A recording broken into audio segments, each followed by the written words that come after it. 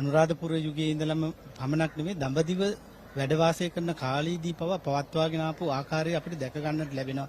ඒ වගේම දැන් අපි කතා කරා මහනුවර යුගයට වැඩමීමෙන් අනතුරුව අපිට මෙතනදී සුවිශේෂ දෙයක් දැක ගන්න පුළුවන් වෙනවා.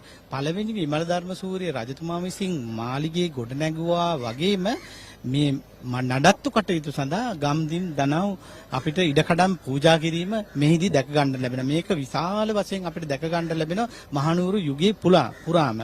ඒ වගේම තමයි අපිට දැන් දැක ගන්න ලැබෙනවා සෙන්රත් රජුරුවන්ගේ තමන්ගේ ඊට පස්සේ ඥාති සහෝදරයා වෙන සෙන්රත් රජතුමා රජවීමෙන් පසුවත් අපිට දැක ගන්නට පුළුවන් වෙනවා මේ ආකාරයෙන් පුද පූජාවන් අඛණ්ඩවම කරගෙන යන ආකාරය.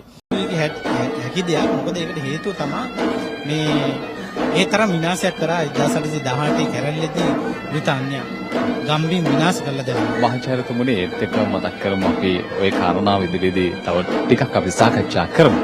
අපි මේ වෙලාවේදී සිහිපත් කළ යුතුයි ශ්‍රී ලංකා ප්‍රජාතාන්ත්‍රික සමාජවාදී ජනතාවගේ ගරු ජනාධිපති අනුර කුමාර දිසානායක මැතිතුමන් තමන්ගේ හිතේ තිබෙන අදිෂ්ඨානය ශ්‍රද්ධාව අනුව අපේ රටේ ජනතාව වෙනුවෙන් මේ ලබා දුන්නා වූ අවස්ථාව ඉතාමත්ම නිර්මලව සනිටුහන් කරමින් දළදා හාමුදුරුවන් වහන්සේ වන්දනාමාන කරගත්තා.